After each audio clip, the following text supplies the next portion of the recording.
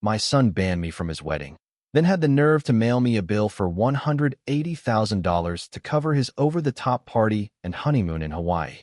He even added the line, "Thank me for letting you contribute." I just smiled, feeling my first hot anger cool into a hard, steady determination. His picture-perfect, moneyed wedding was going to turn into something he wouldn't forget. I was sitting at my kitchen table in my quiet Lexington house, October sunlight slipping through the faded curtains. The envelope came that morning. Thick, cream-colored, Lucas's neat handwriting on the front. I assumed at first it was the invitation. After months of silence, my fingers lingered on the seal with a small, foolish flutter of hope, and I opened it carefully, expecting heavy card stock with a date and place. Maybe even a note asking me to walk him down the aisle like we used to joke about. No invitation came. Instead, a stack of papers slid into my hands. Neat, itemized invoices totaling $180,000. My eyes ran over the list. $80,000 for the mansion rental near Lexington, a sprawling estate with manicured gardens and crystal chandeliers. $50,000 for catering, complete with imported wines and lobster shipped from Maine. $20,000 for the honeymoon suite on Maui, with private beach access. Tucked at the bottom was a handwritten note from Lucas. "Dad, after the problems you've caused the family, be grateful that I allowed you to contribute. This covers your share. Send the check soon. Jessica and I are counting on it." I stared at the words, the paper cool in my hand. Problems? The same problems he'd hurled at me during our last fight, accusing me of not rising higher in my engineering career and blaming the modest life we lived after your mother's death. My hand shook a little as I set the note down, and the itemized numbers blurred for a moment. A framed photo of young Lucas sat nearby on the table, gap-toothed, grinning from a Little League game, his small hand wrapped in mine. How had that kid become this man who treated me like an ATM and barred me from his wedding because I didn't match his polished image? Shock hit first, a cold jolt that tightened my chest. I crushed the note in my fist until the paper crackled like dry leaves, then smoothed it and laid it flat. No, I wouldn't let blind anger take me over. I pushed back from the table and stood up slowly, my knees complaining. The kitchen seemed smaller somehow, the walls closing in with memories of dinners we used to have. I walked to the sink and splashed water on my face, but it didn't take the sting away. Lucas thought he could erase me from his life while dipping into the savings I'd built with overtime and scrimping after Maria died of cancer in 2016. He'd even called me once after her funeral, voice short. "You should have done more, Dad, for all of us." I went back to the table and picked up an old pocket watch, a family heirloom from my father, its chain worn from years of hands that worked hard. It ticked steadily in my palm, a reminder of ties that should have lasted. But Lucas had cut ours, hadn't he? He'd banned me because Jessica whispered that a pensioner would embarrass their tech executive friends. I couldn't help the slow, bitter smile that crept across my face as the hurt sharpened into something else. Resolve. I folded the bill and set it aside, feeling a small spark ignite, a plan starting to form in the shadows. I looked at the numbers again. They felt like a taunt. As my anger cooled, it was replaced by a clear, cold focus. If Lucas thought he could manipulate me, he was wrong. A straight-up confrontation would do no good. He'd write me off as usual. But I could dig, find the cracks in their perfect little setup. My old laptop sat on the counter, dusty but functional. It was time to see what they were really hiding. That spark stayed with me as I picked up the photo once more, Lucas's young face full of promise from a day at Jacobson Park when he was 8. I remembered him climbing into my lap during a sudden thunderstorm, laying his head on my shoulder while rain beat the car windows. "Don't worry, Dad," he'd mumbled, his voice muffled. "You're the strongest." I'd held him tight and promised to protect him, Maria watching with that warm smile she always had. I paced around the kitchen. The floorboards creaked and the smell of stale coffee lingered from my morning mug. Those memories rushed in, teaching him to swing a bat on weekends, his laugh as he rounded the bases. We'd felt untouchable then, the three of us against the world. But after Maria died, everything changed.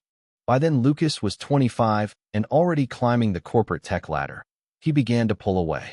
"You let her down, Dad," he accused over the phone one night in 2017, his voice full of resentment. "If you'd made more money, maybe the treatments could have been better." I swallowed the pain and reminded him about the insurance fights and the second mortgage I'd taken to pay for her care, but he wouldn't hear it. He only saw my shortcomings, the modest house and the steady, unglamorous job. Last Christmas made things worse.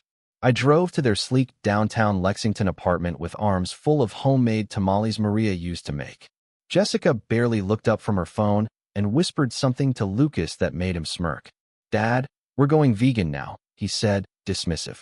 "And honestly, you showing up unannounced, it's awkward." I left early, the drive home a blur of streetlights that made me feel like an artifact in their shiny world. Now this bill, it was the last insult, asking me to bankroll their extravagance while they shoved me aside.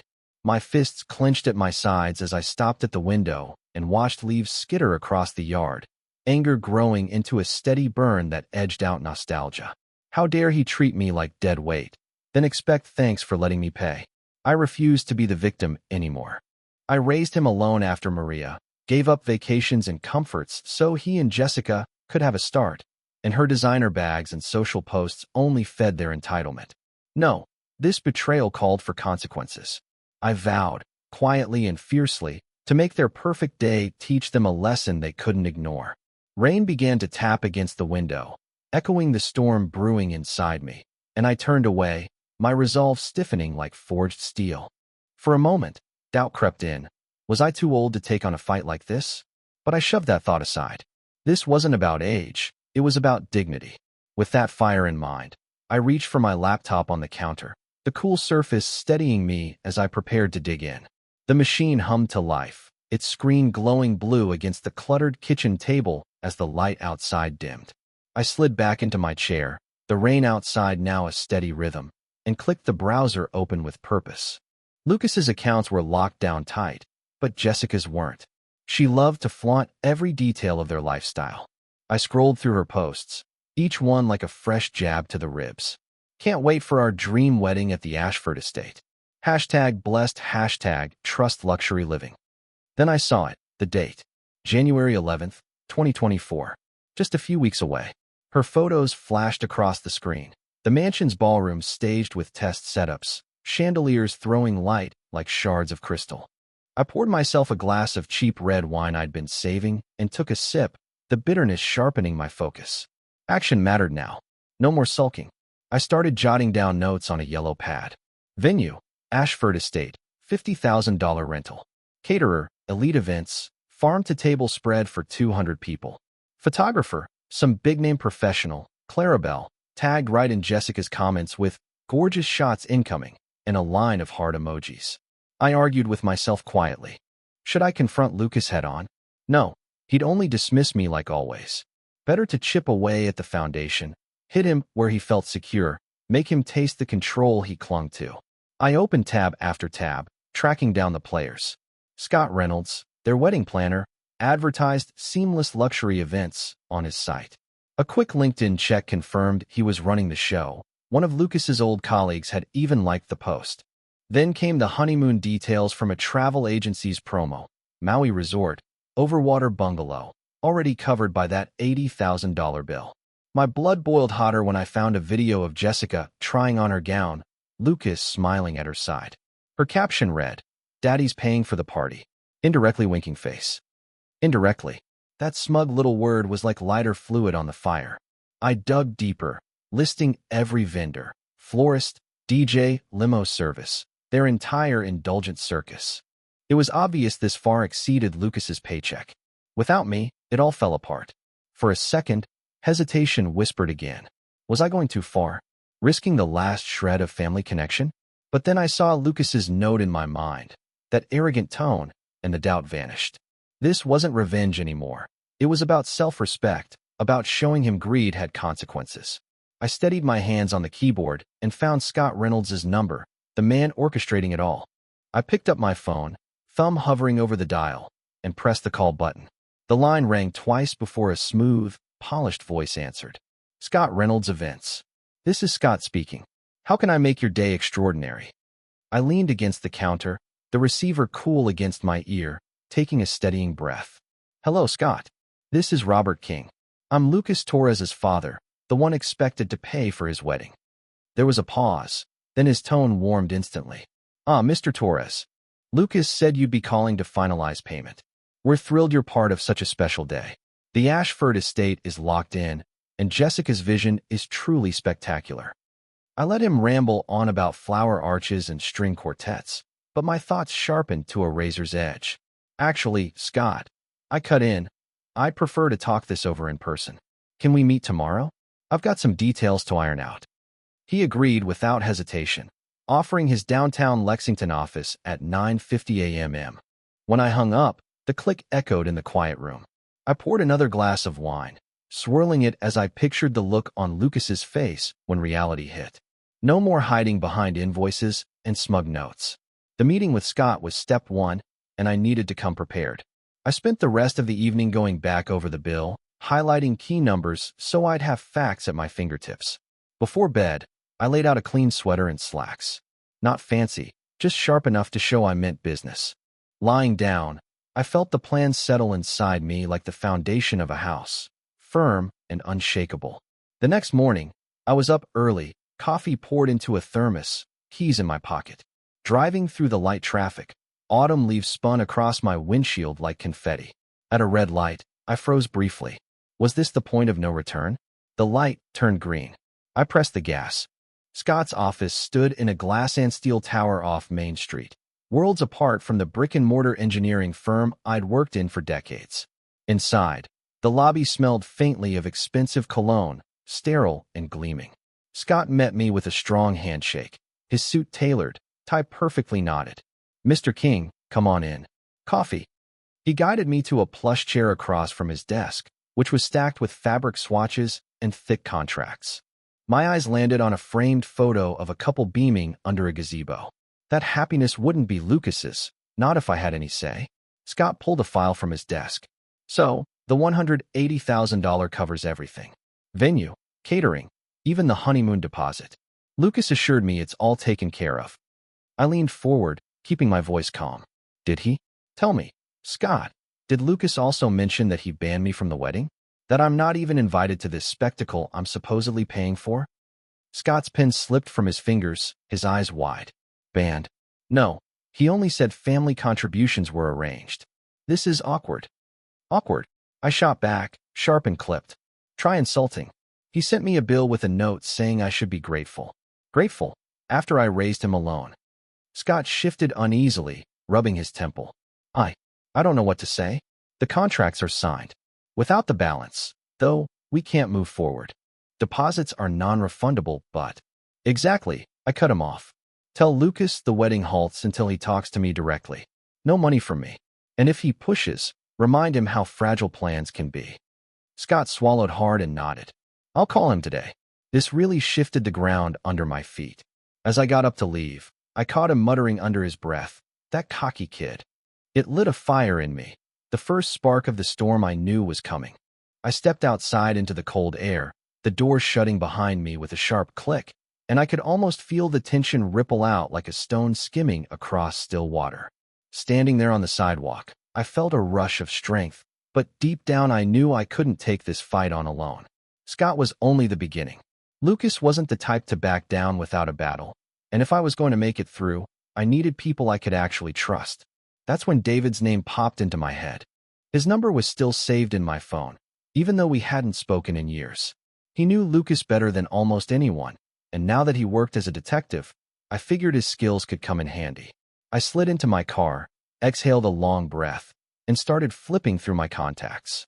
No missed calls yet, but I knew the silence wasn't going to last. Merging onto the highway toward home, my thoughts kept circling back to allies. When I scrolled past David's name, my finger paused. Lucas's old best friend, the guy he ditched once ambition became his only language. A memory surfaced, sharp and sudden. David was 12 when his parents split. He showed up at our door, eyes red, and Elena made him hot chocolate while Lucas and I sat with him playing cards to keep his mind off it. That image tugged at me, and before I could second-guess myself, I hit dial. "David, it's Robert Torres. Been a long time." His voice came back surprised, but warm. "Mr. T? Wow. Yeah. How've you been? Everything okay?" "Not exactly," I said, trying to keep my voice steady. "Lucas is getting married, but it's complicated. Can we meet?" I could use your expertise. Heard you're doing detective work now. Plus, I hear you've got some photography skills. He gave a dry chuckle. Word gets around. Sure. The old cafe on Broadway, in an hour. I agreed, hung up, and turned into my driveway. For the first time in weeks, the house didn't feel so empty. Purpose filled it. An hour later, I sat tucked into a corner table at the cafe, the smell of fresh scones drifting through the air, autumn leaves swirling outside the window.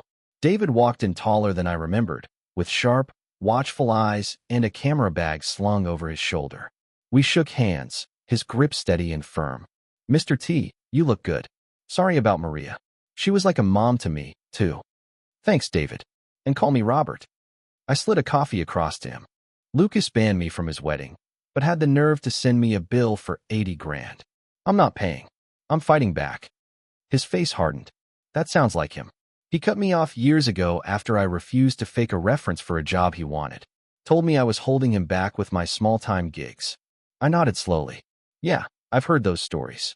He used people like stepping stones. Oh, absolutely, David said, leaning forward, his voice tight with old anger. In college, he stole my project ideas and passed them off as his own.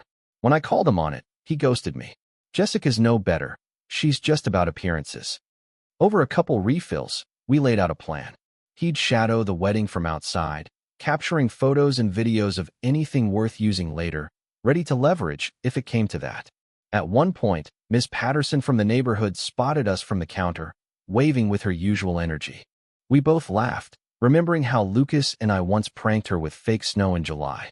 David grinned at the memory, then his smile faded. Those days are gone. He's not the same person.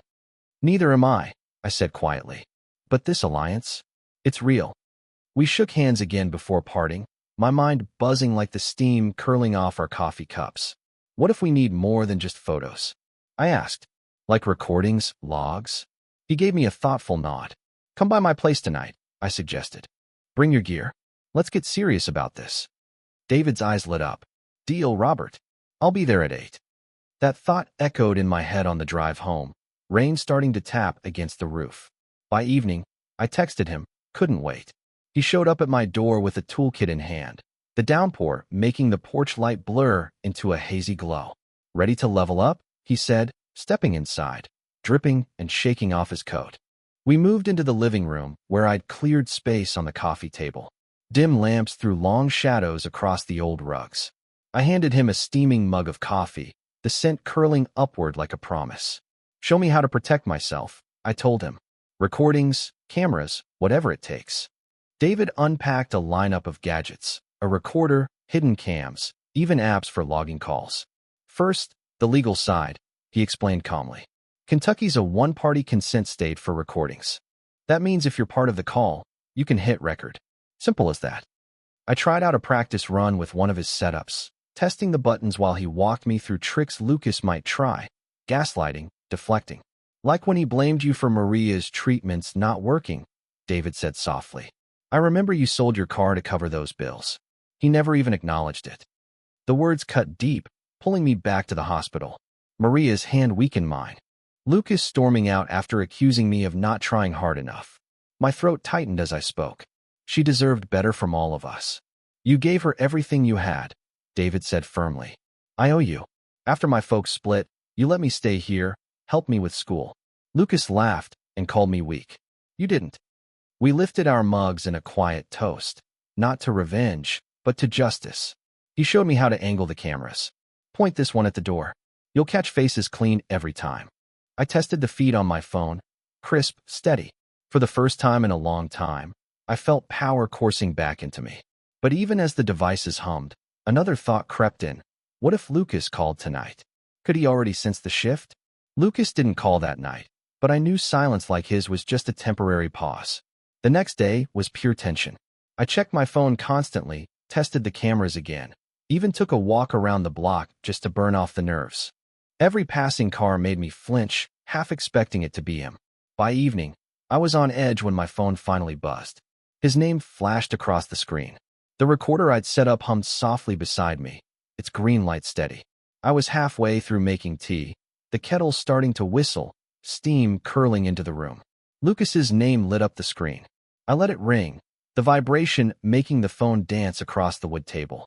A cold draft from the window pressed at my back, matching the knot in my gut. The call went to voicemail.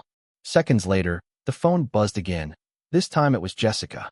I ignored it, poured the hot water over the tea bag, and let the calming scent of chamomile pull me back to David's words of advice. Record everything. Their words will be your ammunition, David had said. A few days passed after our session, quiet but intense. I spent the time installing apps, testing camera angles around the house, even taking walks through the neighborhood to clear my head. But now the storm was breaking. Notifications piled up, 3 voicemails, flashing texts demanding attention. I sat at the kitchen table, the dim overhead light throwing long shadows across the walls, and hesitated before playing the first voicemail. Finger hovering. Dad, it's Lucas. There's a misunderstanding with the payments. The planner called, said you pulled out. Call me right away. We need to sort this. His voice started calm, measured, but an edge crept in, rough as gravel underfoot. I replayed it, noting the panic beneath the surface, the way he spun his mistakes as misunderstandings, as if the bill and the ban were accidents. The second voicemail. Robert, Jessica here. Lucas is upset. Vendors are threatening to cancel without your contribution. Don't do this. It's petty. Her tone clipped, superior, like she was scolding a child. Petty. The word stung, but I allowed myself a faint smile, sipping my tea. David had warned me. Desperation disguised as accusation. Then the third voicemail, Lucas again. Urgency ramping. Dad, seriously, pick up. Everything's falling apart. You owe us this after everything. The pause between his words carried old grudges, his heavy breaths punctuating the threat beneath. I listened twice more, analyzing the rising pitch, noting every implication. Rumors were spreading. Scott had done his part. Then, a call from Mrs. Hargrove, an old mutual friend down the street. Her voice hesitant as I answered briefly. Robert, heard whispers at the club. Lucas's wedding troubles. People talking about money issues. Hope you're okay. The words sparked a realization. The ripple had spread farther than I expected. Public whispers already. The surge of control that followed was intoxicating after years of being sidelined. But before I could relax, another voicemail came in. Lucas's voice cracked this time. If you don't fix this, you'll regret it. The threat hung in the air, looping in my mind as I stared at the screen. It echoed again the next evening, insistent, like a heartbeat, as I paced the living room with the recorder app open and ready. I gripped the device tightly, letting the phone ring 4 times before picking up, deliberately pausing to unsettle him. Hello, Lucas. Dad, finally. What the hell is going on? Scott says you're refusing to pay. You're sabotaging our wedding. His voice pitched high with frustration. I breathed steadily, feeling the soft carpet under my feet. Sabotaging? You banned me. Sent a bill like I was a sponsor, not family. Remember your note. Be grateful. A beat of silence. Then he exploded. Look, it's not like that. Jessica's friends, the crowd, you're retired, Dad. It wouldn't fit. But the money, you owe it. After Mom, after all the struggles you caused. The jab at Maria twisted like a thorn, but I stayed calm, recording every word. Oh, we raised you alone. Sold what we had for her care. You blame me, then ignore me now. No, Lucas. No payment. You're ruining everything. He shouted, raw. Jessica's furious. The caterers want deposits. The estate's holding the date, but threatening fees. Fix it. I drew strength from the pocket watch on the side table.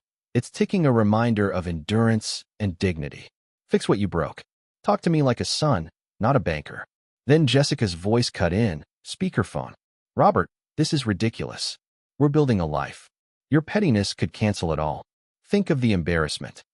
Her interruptions spiked the tension, disdain dripping from her words. Embarrassment? Like banning your father-in-law, I thought. I remembered the bill she sent, the honeymoon I was expected to fund while being excluded. Lucas jumped in defensively. It's duty, Dad. Family contributes. Admit it. You're jealous of my success. Jealousy. His excuse, laid bare like ego exposed. I countered firmly. Success built on using people. Not anymore. The line crackled with his heavy breathing. You'll regret this. We're done. He hung up abruptly. Silence rang in my ears, his words like a key slipping, A vulnerability revealed that sharpened my resolve. That vulnerability lingered as I paced the hallway, the house quiet except for the faint hum of the fridge. Moments later, a text alert chimed. David, update. Vendors demanding payment. Rumors flying at the estate. Photos incoming. I opened the attachment. Blurry shots. Workers pausing setups. A florist van idling uncertainly. The images fueled me. Then Lucas's texts flooded in. Selfish old man. Destroying our day over ego. Short, stabbing accusations lighting up the screen. I stayed calm, scrolling, when the neighbors called. Mr. Wilson from across the fence. Robert, saw Lucas yelling at a delivery guy yesterday. Rude as hell, demanding discounts like he owned the place. Heard about the wedding mess. If you need backup, I'm here. Remember how he snubbed us at the block party? Acted too good. I leaned against the wall, phone to ear. Thanks, Wilson. What exactly happened? He chuckled dryly. Guy dropped invitations or something. Lucas berated him for a crease. Said, do you know who I am? Jessica just watched. Vendors pulling out. Folks talking. He's alienating everyone. Appreciate the intel. Keeps me going. No problem, Robert. You've got community here. He doesn't. I hung up, texting David back. More from neighbor. Lucas is alienating everyone. His reply. Perfect. Escalation incoming. Preps faltering. Then, a new text from an unknown number popped up. Perhaps a vendor, hinting at deeper trouble. Mr. King, regarding wedding cancellation fees. The words spiked a fresh wave of urgency. The ticking clock on the mantel counting down towards something inevitable. Gray dawn seeped through the curtains on January 11th, 2024, wedding day, as rain began tapping against the window panes like impatient fingers. I woke early, the ticking clock from the night before still echoing in my ears, a reminder of the week-long urgency building around me. Those days had passed in a steady rhythm of quiet watchfulness. I kept an eye on updates from David, ignored the growing storm of texts from Lucas, and even took long walks in the crisp Lexington air to steady my nerves whenever doubt threatened to creep in. That morning, I checked the weather app on my phone. Steady rain was forecasted, and for some reason it felt fitting. Like nature itself was echoing the storm I had set in motion, a symbolic wash that would strip away all pretenses. I brewed a fresh pot of coffee, the rich aroma filling the kitchen, and settled at the table with my phone in hand. David's first message arrived at 6:55 a.m., straight from the estate. Vendors arriving, or not. Photos soon. I sipped my coffee slowly, feeling the warmth seep into my hands as the images began to appear. Florists unloading vans, only to repack half the arrangements, faces pinched with frustration under umbrellas. One caption read, deposit issues. They're leaving. Chaos was unfolding in real time. Next, a caterer's truck sat idling while workers boxed up untouched china and silverware. Rain slicked the driveway into a shiny, slippery mess. Guests began to trickle in around noon, captured in David's discreet photos, confused clusters under tents, umbrellas popping open like dark flowers. Then came a message from David, overheard. Where's the setup? I ignored the flurry of calls from Lucas, my phone vibrating like a trapped bee on the table, voicemails stacking up. I played one. Lucas's voice was frantic. Dad, send the money now. Everything's falling apart. The estate managers are threatening to shut it down. The desperation in his tone cracked through, a stark contrast to the arrogance he'd shown before. More photos arrived. The grand hall half finished, chairs scattered haphazardly. No sign of the string quartet. Then one shot stopped me cold. Jessica in her gown, her expression crumpled, rain streaking the mansion windows behind her like tears. For a moment, doubt flickered. Had I gone too far, turning their day into a spectacle? But then I remembered the bills stacked like insults, the band's no-show, the endless condescension. That doubt evaporated, replaced by a quiet sense of satisfaction. Justice was never gentle.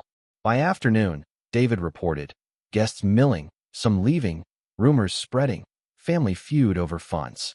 I paced the room, rain drumming steadily against the windows, picturing the humiliation unfolding miles away. Another voicemail from Lucas came through, pleading, please, Dad, wire it. Guests are laughing. Help. I listened to a snippet David had captured, a guest muttering, this is a disaster. Poor planning. Outside, The downpour intensified, sheets of water blurring the yard as if the sky itself were adding to the reckoning. Then my phone rang again. Lucas's name flashed, his voice caught in the mid-ring before it went to voicemail. That half-finished plea hung in the air, and I let it roll over once more. The sound was swallowed by a sudden pounding at the door, heavy, insistent, loud against the storm. Rain dripped from the eaves, pooling on the porch steps. I approached slowly and peered through the peephole. Lucas and Jessica stood there, disheveled, soaked, in pajamas under hastily thrown coats, hair plastered, faces pale and drawn. I cracked the door open, cool mist spraying in. "What are you doing here?" Lucas pushed forward, water dripping from his sleeves onto the entry rug, forming a small puddle like an unwelcome intrusion. "Dad, let us in. The wedding's ruined, vendors gone, guests scattered in the rain. It's a joke now." Jessica huddled behind him, makeup smudged, her gown peeking absurdly from under her coat. "Robert, please, wire the money. We can salvage something." I stepped aside reluctantly, closing the door against the wind. They stood dripping in the hallway, the familiar scent of home clashing with their desperation. "Salvage. After banning me, after demanding I pay like a silent partner." Lucas ran a hand through his soaked hair, voice breaking. "It was a mistake. Jessica's idea, the image, you know," Lucas started, voice trembling. "But now everything's collapsed. Help us, Dad. For old time's sake." I crossed my arms, holding myself steady despite the tug at my emotions. A flashback hit me during the pause. Lucas as a teenager after Maria's funeral, accusing me of weakness while I buried my own grief in work. That memory fueled me. Old times, I thought, like when you blamed me for Mom's death, ignored me unless you needed money. Jessica spoke then, her voice faltering for the first time, vulnerability cracking through her usual composure. "We didn't mean, it's just stress. The honeymoon's booked, deposits lost. Please, think of us." I echoed back, calm but pointed. "Think of you? Or think of me? Would you value me if I didn't have my wallet? Answer that." Lucas hesitated, eyes darting around, caught between guilt and ingrained entitlement. "Of course, Dad, your family. But success comes with standards. Please, just transfer it," he begged, voice rising as desperation seeped through. The weight of his admission, putting standards over bonds, over family, hung heavy in the air, exposing the shallow truth. "No, Lucas. This is the consequence. Greed has a price," I said firmly. "You're destroying us. Guests are whispering. Vendors are mocking. Fix it for your son," he shouted, panic breaking through. Jessica clutched his arm, her voice urgent and pleading, but I shook my head. "Go. Learn from this." As I moved to close the door, Lucas's final words tumbled out, raw and unfiltered. "Wait, Dad. I regret it. All of it." The rain roared outside as I shut the door, their footsteps retreating into the storm. Their resolve, and that trace of regret, echoed faintly in the hallway. The echo faded into silence as I sank into the armchair by the window, rain streaking the glass in irregular patterns. Outside, their car lights pierced the dusk briefly before vanishing, leaving the house wrapped in a quiet, comforting hush. The next few days blurred into reflection. I fielded calls from curious neighbors, sifted through the emotional debris, and even burned the original bill in the fireplace one evening, the ashes a symbolic release of the past. By the end of the week, David sent confirmation, full collapse. The estate refunded part of what was owed, but the representative's reputations tanked. The buzz actually brought me new clients, thanks to the fallout. I called David, the line crackling warmly. "Robert, you did it," he said. Photos show empty tents, guests bailing, Lucas circling like arrogance finally caught him. I leaned back, glancing at an open photo album on the table. Faded images of happier times stirred memories, but not overwhelmingly. "I appreciate your help," I told David. It felt freeing. We laughed lightly, reminisced about old pranks, and the conversation drifted toward future plans. Maybe even a trip for me, unburdened and unchained. Later, an unexpected email arrived from Mrs. Hargrove, inspired by the rumors swirling around the estate. "Robert, your stand reminded me to value real ties. Coffee soon." It warmed me, seeing alliances bloom from chaos. I muttered to myself over a solitary toast with coffee. to dignity reclaimed. The home felt fuller, not with things, but with self-worth. Lucas's lesson might sting, but growth often does. Hints of his regret suggested seeds planted, waiting to grow. As the rain finally cleared, I stepped outside into crisp air. Sunlight broke through the clouds, and a new path seemed to unfold before me.